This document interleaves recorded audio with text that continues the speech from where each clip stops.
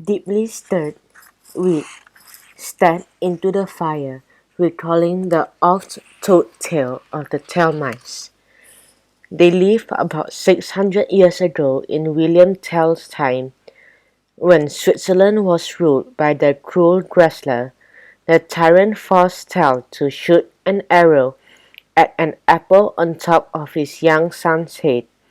Tell's aim was true, and his son was unhurt. He escaped Gressler's men and took to the hills. From there he led the Swiss patriots in their fight for freedom. In Tell's cellar lived a tiny tyrant, Hitman. Aided by foreign soldier mice, he became a dictator. He even set his head on a pole, as Dressler had done, and imprisoned the mice who would not bow before it. But one day Hitman went too far. He proclaimed a 50% tax on cheese. The enraged mice packed their belongings and fled to the hills. When Switzerland won its freedom on August 2nd, 1291, many climbers set out to tell the termites, but no one was able to find them. Basil broke the silence.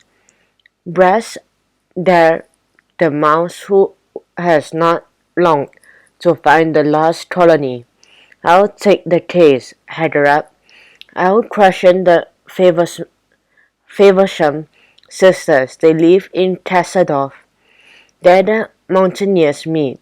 I'll form an expedition there, and I'll leave the professor to the police mice of London. He paced the room. The tail mice of 1291 will probably help, but the snow mice. Once I find today's snow mouse, I'll find today's tail mice, and I shall leave no stone unturned to accomplish this. Would that I could join you, said Haderach. Alas, I cannot, being engaged in highly dangerous research on my new book, Insect Cats. No doubt it will be a masterpiece, said Basil. After Haderach had gone, Basil said, I'd like one last stab at learning Ratigan's whereabouts. I'll consult a stool pigeon. Come along, my dear Dawson. We were soon down at the docks, where the straws of pigeons strutted about. Basil called to one who stood apart. Psst, Cyril. The stool pigeon sidled over. Good day, Governor. Needing any information? Basil gave him a plum pudding Mrs. Judson had made. I'm interested in the professor's whereabouts. Cyril flew off. While we waited, Basil told me the bird had once been a carrier pigeon for the crown, caught selling secrets for foreign birds. He'd been dismissed in disgrace and had become a stool pigeon. He was soon back with surprising news. He had seen Ratigan coming out of our own cellar at 221B, Baker Street. He gave me a message for ye, Basil, but it'll cost extra. I want your dull-stacker cat. Here, take it, said the detective impatiently. I have others at home. Quickly, Cyril, the message. Ratigan said, Tell the Snoopy sleuth I stole the arrow and stashed by treating Mrs. Judson. Heavens, cried Basil. I fear for our mousekeeper's safety. We must leave at once. A two-horse van came by, and we hitched a ride. I looked back at Cyril proudly parading in Basil's deer stalker. Poor pigeon!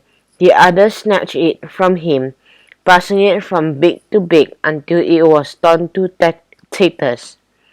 Mrs. Judson was safe.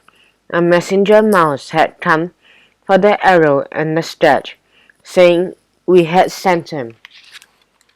Think, said Basil. Did the messenger have a high bulging brow? and deepest eyes? The very one, Mr. Basil.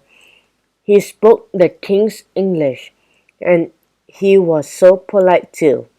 My dear mousekeeper, that messenger was none other than Professor Ratidon, my mortal enemy. Gracious, she placed her paw over her heart. It is well that you did not oppose him. He is cruel and ruthless. Had he nibbled your excellent cheese souffle, we would now be cooking for troops. He heaved a deep sigh. I recall every last detail of the arrow and stretch, but I regret that the professor has them. I have broken up his strength. He is bent on revenge, and will do all in his power to keep me from finding the lost colony.